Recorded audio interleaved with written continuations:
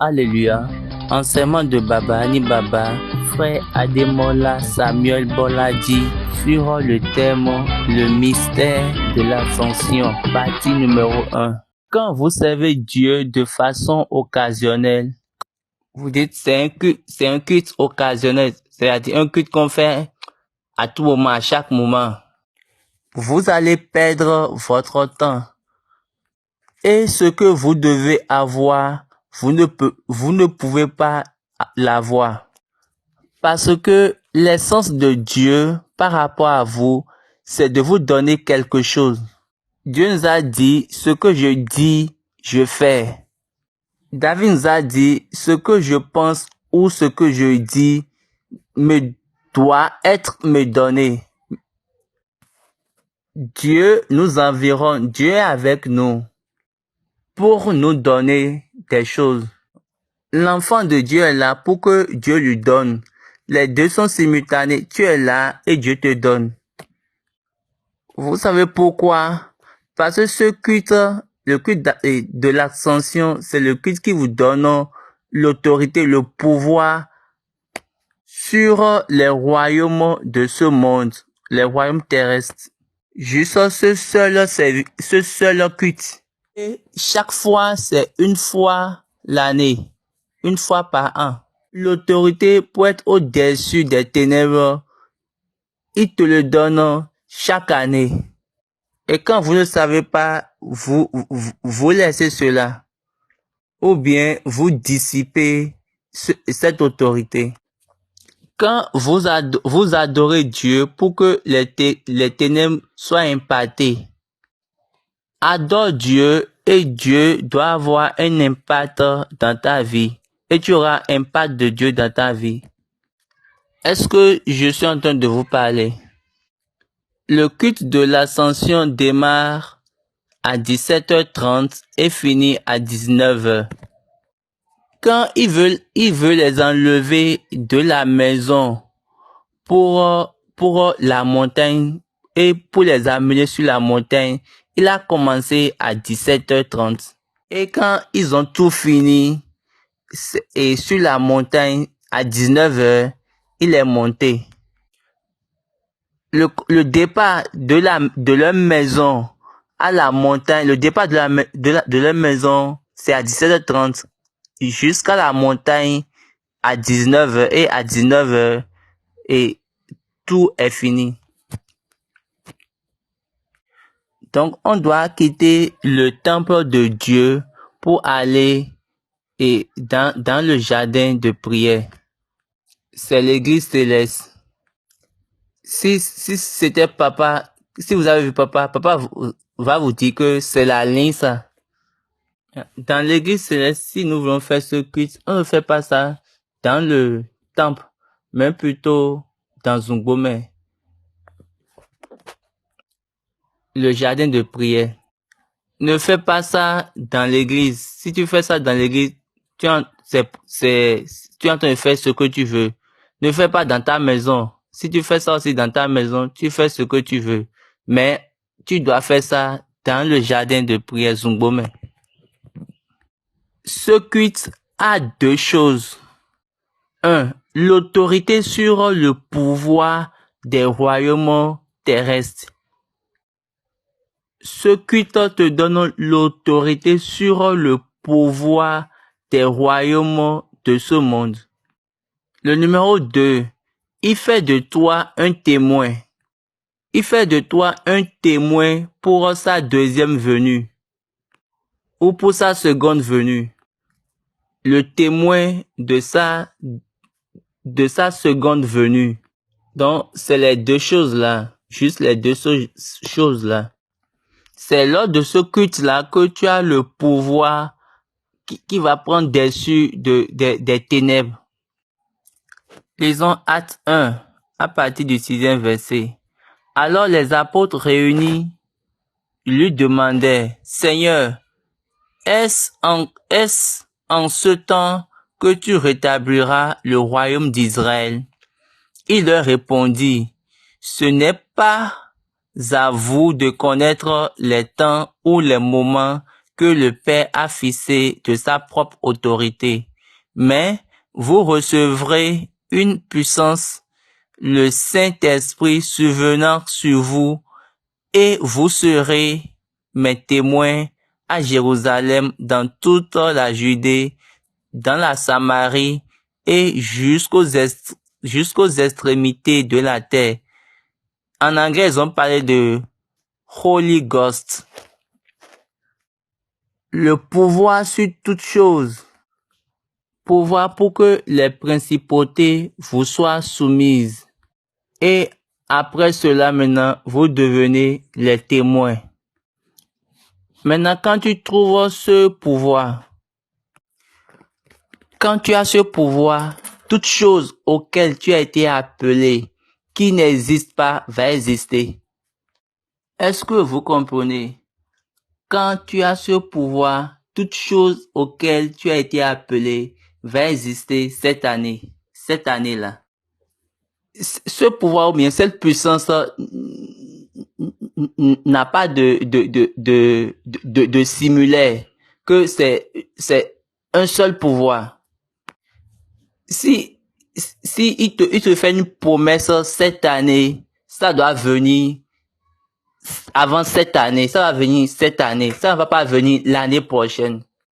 Le culte de l'Ascension est le culte qui a réuni Abraham et Dieu et l'ange. Donc, lisons Genèse 18, verset 10, où Dieu disait à Abraham, je reviendrai vers toi à cette même époque. Et voici, Sarah, ta femme, aura un fils.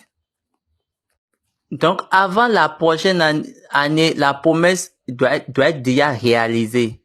Est-ce que Dieu a dit, c'est après l'année prochaine que tu auras l'enfant, qu'elle aura l'enfant? Ils ont répondu non. Le culte de l'Ascension. Toute chose que tu as dit ou toute chose que tu as reçue cette année-là doit marcher, doit aller vers son accomplissement. Y a-t-il rien qui soit étonnant de la part de l'Éternel?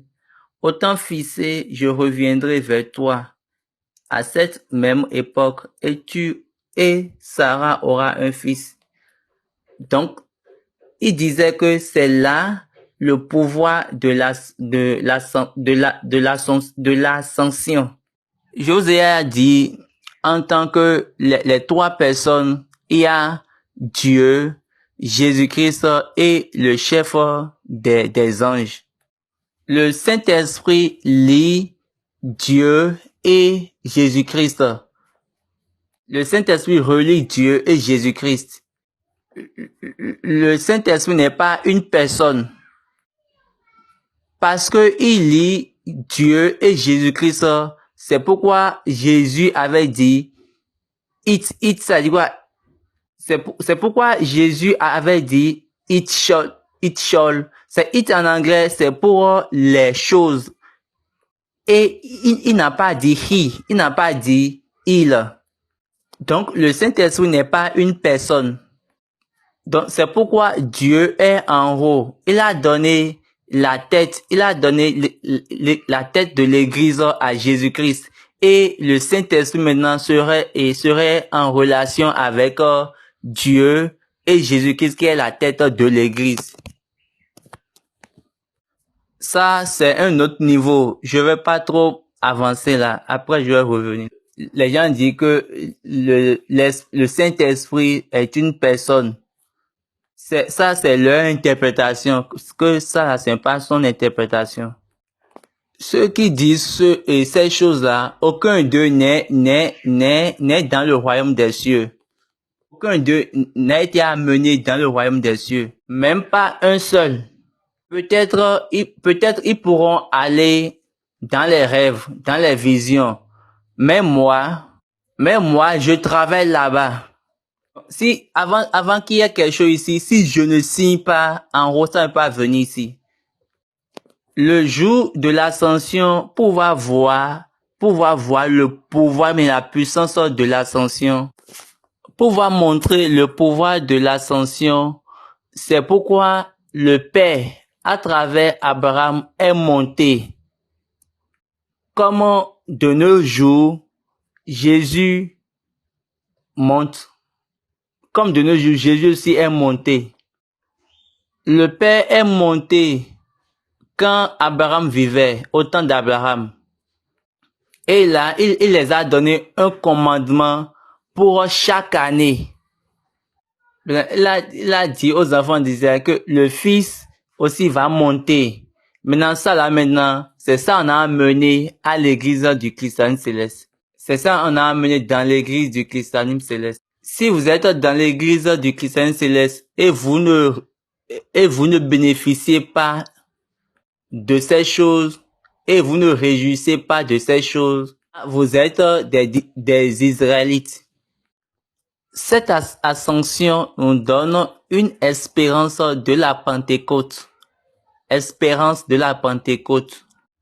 Même à la Pentecôte, ton espérance n'est pas fermée, n'est pas à la fin. Le culte de l'ascension et le culte de Pentecôte ne sont pas des cultes où on vient juste, on vient seulement.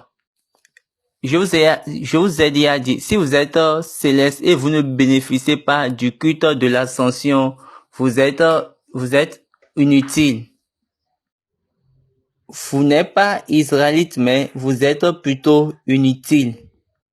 Ces cultes ne sont pas des cultes où on vient simplement, on repasse les soutanes, on vient et on retourne simplement.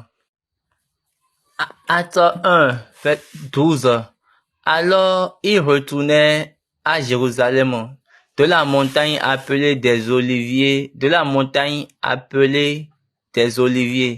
qui est près de Jérusalem, à la distance d'un chemin de sabbat. Maintenant, le verset 14. Tout d'un commun accord persévérait dans la prière avec les femmes et Marie, mère de Jésus, avec les frères de Jésus. En ce jour-là, Pierre se leva au milieu des frères. Donc pourquoi Pierre s'est levé? Parce qu'il est dans une espérance. Si Jésus était chuté en haut là-bas, rien ne peut se produire ici, se passer ici. Et si les disciples ne se réunissaient pas pour prier, ils ne pourront pas le voir. Ils vont encore tout perdre. Ils vont perdre toute l'année. Ils vont perdre une année. Donc, s'ils perdent l'année, ils n'auront pas le pouvoir.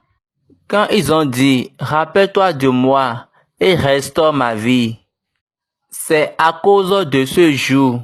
Et ils ont également une espérance. Mais si vous avez ce pouvoir et vous dites que quelque chose arrive, cette chose-là doit se passer nécessairement. Personne ne peut te tirer en arrière. Personne ne peut te faire reculer dans le monde quand tu as le pouvoir de la résurrection.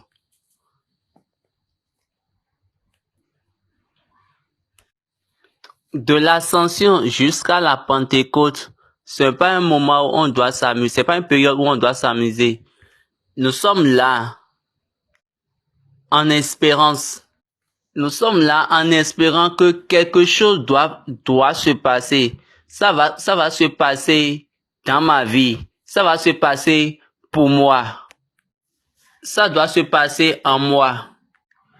Quand tu as le pouvoir quand tu as ce pouvoir de l'ascension, ce pouvoir te joint à la Pentecôte. L'ascension, c'est une énergie qui permet la réalisation de la Pentecôte pour que Pentecôte puisse se passer, puisse arriver. C'est pourquoi à l'ascension, il est là et puis il les donne de bougies. Il les donne de bougies sans lumière, bougies non allumées. Maintenant, le jour de la Pentecôte, la lumière vient maintenant sur la bougie et la puissance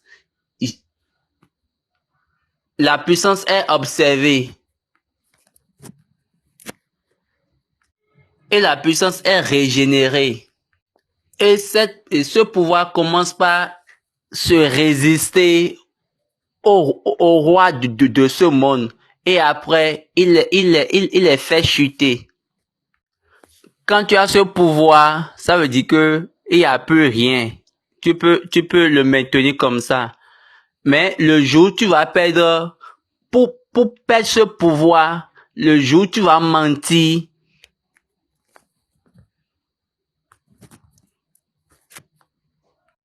le jour où tu vas mentir ou tu vas faire quelque chose de fausse, tu vas perdre ce pouvoir. Le pouvoir va te laisser en même temps. Le pouvoir va te laisser immédiatement quand tu mens ou bien quand tu fais quelque chose de fausse. Ou bien quand tu falsifies quelque chose. Donc, quand tu as ce pouvoir, ça commence là, le jour de l'ascension là, jusqu'à jusqu'à la prochaine année de l'ascension. Donc, pour pouvoir garder ce pouvoir, il y a deux choses. Il y a ta vérité et ton obéissance. Il faut dire la vérité et il faut être obéissant. Là, vous allez garder le pouvoir. Par exemple, il donne un exemple. Je vous dis de ne pas dormir. Vous dormez. Je vous dis de ne pas faire telle chose. Vous faites. Donc, il va dire, ah, et cette personne-là, cette personne-là peut garder ce pouvoir. Ok, ne vous en faites pas. On dit, Abraham, après l'ascension, il est devenu cet homme qui dit la vérité et cet homme qui est obéissant.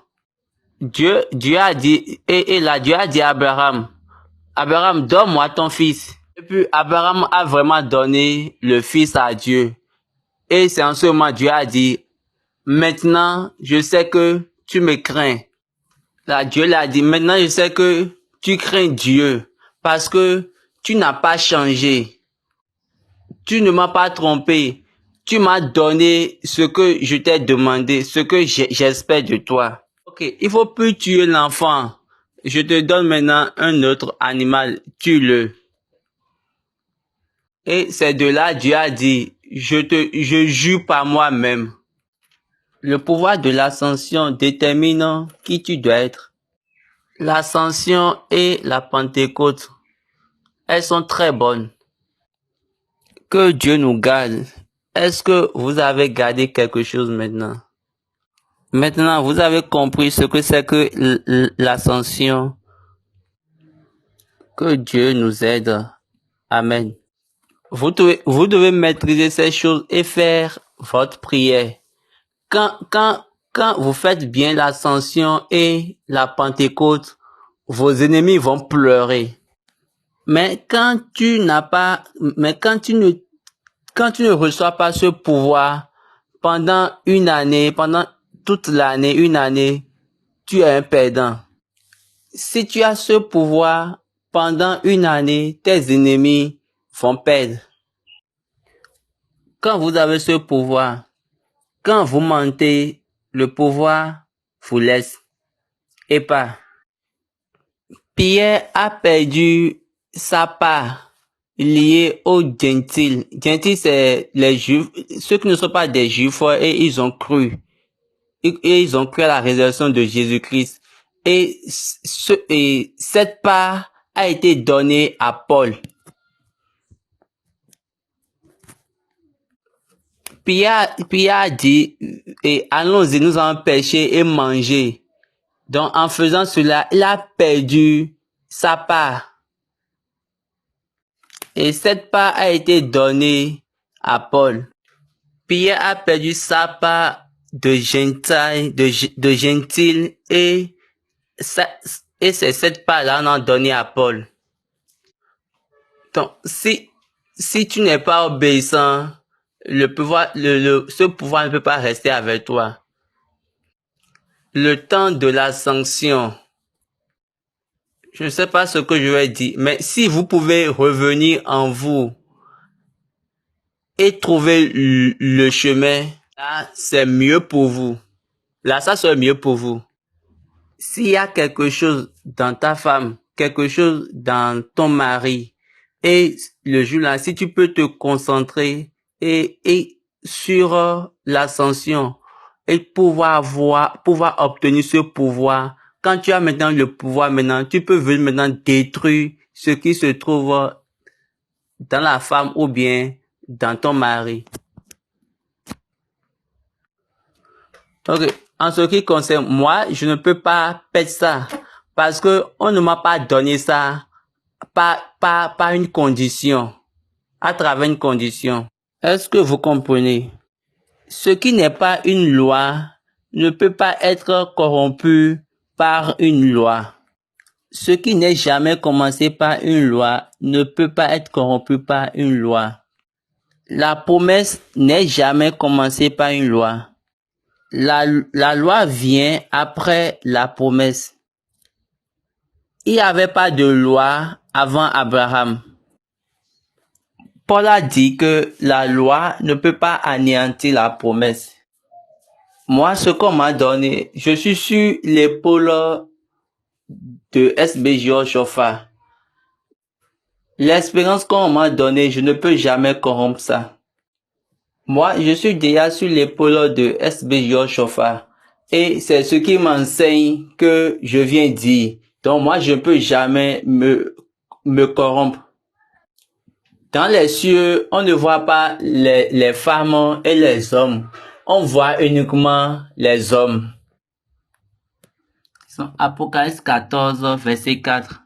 Ce sont ceux qui ne se sont pas souillés avec des femmes, car ils sont vierges. Ils suivent l'agneau partout où il va. Ils ont été rachetés d'entre les hommes, comme des prémices pour Dieu et pour l'agneau. C'est pourquoi je dis que les femmes doivent se marier avec leur propre mari. Ici, la Bible n'a pas dit avec la femme et avec l'homme. La Bible a uniquement dit les hommes. Qui ils ont appelé les hommes. C'est pourquoi vous devez vous marier avec votre propre homme. Si tu te maries avec mon mari, tu as tout perdu jusqu'au commencement. C'est pourquoi il a dit, je dois vous faire connaître vos maris. Quand je vous enseigne ce qui m'a été donné ou bien ce que j'ai reçu, dites que celui-là ne connaît rien. D'accord, faites ce que vous voulez. Vous allez comprendre quand vous serez en haut là-bas. Et là-bas, quand on va vous dire que toi, tu ne veux pas rester avec moi, va rester de l'autre côté. Toi, tu n'as pas ta place avec moi, va rester de l'autre côté. Là, vous allez comprendre. Et le jour, on va me demander, est-ce que je vous connais, tu connais ce monsieur-là? Et puis il va dire oui, mais quand je l'ai dit, il n'a pas fait ça. Donc, renvoyez-le. Rendons grâce à Dieu avec moi. Alléluia. Quand tu fais tout possible et tu vas à la Pentecôte avec l'obéissance, dans l'obéissance, rien ne peut plus se rester devant toi. Il parle des ténèbres. Ce qui est difficile dans cette période, c'est le fait de rester dans l'obéissance. Jésus disait à quelqu'un, tu es pharisien, tu ne peux pas rester, tu ne peux pas devenir mon disciple, tu ne peux pas rester avec moi. Il dit à une autre personne, tu viens secrètement vers moi et ton camp est contre moi. Il parlait de Nicodème. Donc avant de venir vers moi, tu dois te renaître. Pourquoi tu viens vers moi? Sauf si tu te renais. Une autre personne est venue pour dire, comment faire pour être avec toi, pour être ton disciple. Jésus lui a dit, va vendre toutes tes choses et viens. Une autre personne vient, il lui dit, ce que tu as, va donner ça aux pauvres. Là, tu peux me suivre. Là, les gens ont dit, ah, ce gars-là, c'est un pauvre, hein. Donc, il parlait de Jésus comme ça. Donc, on n'a pas besoin de ces choses-là dans le royaume des cieux. Ce que Jésus disait là, c'était spécifiquement pour ceux-là. Il ne parlait pas au monde général. Mais là, nous devons... Une autre personne est venue et lui a demandé comment je vais faire pour éviter mes ennemis. Et puis Jésus lui a dit, maintenant, mets ta mentalité et crois en Dieu. Mets ta mentalité sur Dieu et crois en Dieu. C'est pourquoi Paul nous dit dans Romains 2:12, ne vous conformez pas au siècle présent, mais soyez transformés dans le renouvellement de l'intelligence, afin que vous discerniez quelle est la volonté de Dieu, ce qui est bon, agréable et parfait. Les choses que nous avons, nous devons les laisser et aller maintenant vers lui. Pierre aussi nous a dit dans Pierre 1, verset 23, puisque vous avez été régénérés, non par une semence corruptible, mais par une semence incorruptible, par la parole vivante et permanente de Dieu.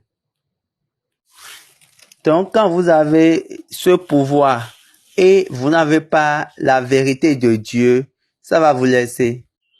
Après la résurrection, Jésus était resté avec les hommes pendant 40 jours. Je suis en train de dire quelque chose. Si n'avait pas monté, nous allons disparaître. Si Jésus n'avait pas monté et il disparaît, alors il y aura la mort. Là, nous serons comptés dans les morts, parmi les morts. Maintenant, pouvoir montrer, dire la vérité, que réellement, il s'est ressuscité, alors il doit monter au devant de nous. Donc, il doit y avoir l'ascension de Jésus-Christ. Maintenant, quand il est monté, les anges sont venus vers les hommes. Donc, Acte 1, 10, 9. Et comme ils avaient les regards fixés vers le ciel, pendant qu'ils s'en allaient, voici deux hommes vêtus de blanc leur apparurent et dirent, hommes galiléens, pourquoi vous arrêtez-vous à regarder au ciel? Ce Jésus qui a été enlevé au ciel du milieu de vous viendra de la même manière que vous l'avez vu allant au ciel.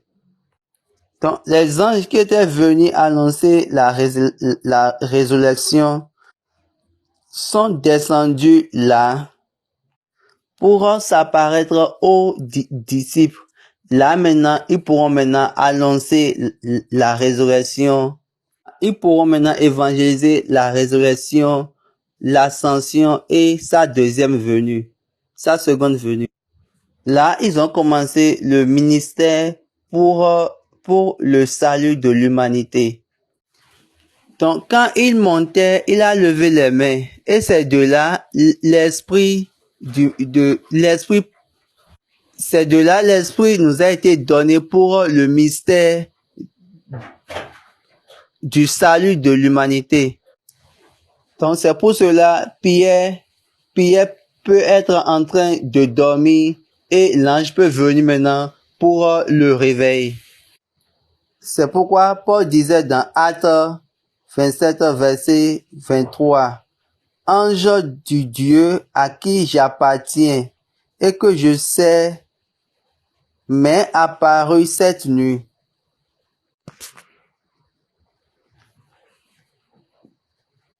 Paul n'a pas dit apparaît devant moi. Il a bien dit qui m'appartient, que j'appartiens. Donc, il n'a pas dit apparaît devant moi. S'il avait dit apparaît, ça veut dire quoi? C'est un autre mot. Mais il a dit que j'appartiens. Maintenant, regardez ce qu'il a dit à Paul. Et il m'a dit, Paul, ne crains point. Il faut que tu comparaisses devant César. Et voici, Dieu t'a donné tous ceux qui naviguent avec toi. Donc, les anges sont en ministère avec les héritiers du salut. Donc, les anges travaillent avec eux. Parce qu'ils sont venus annoncer la résurrection. Donc, ils travaillent avec le pouvoir de la résurrection. Donc, ils sont en ministère de la résurrection. Maintenant, après Pentecôte, ils vont maintenant se joindre à nous pour ce ministère. Donc, partout où ils sont, les anges doivent travailler avec eux. Que pensez-vous quand l'ange était venu et il a ouvert la porte de prison aux Pierre? Lisons Actes 5:19. Mais un ange du Seigneur ayant ouvert pendant la nuit les portes de la prison, les fit sortir et leur dit. Ils ont emprisonné les disciples, mais l'ange est venu, il a ouvert la porte de la prison, il a demandé, allez et continuez par annoncer la résurrection de notre Seigneur Jésus-Christ. Donc, ils sont devenus des grands. Les anges font d'eux des grands. Donc, vous savez pourquoi quand on veut entrer dans l'église céleste, quand on veut commencer les cultes, on commence par Angel Ilei, Angel Ilei.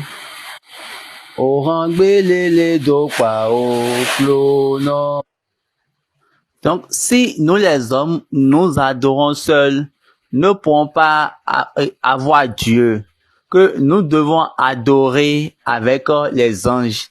Nous et les anges, nous sommes en communion pour pouvoir adorer maintenant Dieu. Donc, nous et les anges, nous faisons même chose au service du mystère de Dieu. Au service du ministère pour le salut de l'humanité. Donc, dans notre église, vous allez voir, il y a plusieurs chansons qui parlent des anges. Maintenant, comment toi seul, tu peux travailler? Tu dois être ajouté à ceux qui sont dans les cieux. Donc, les anges sont là pour nous. Nous pouvons les utiliser.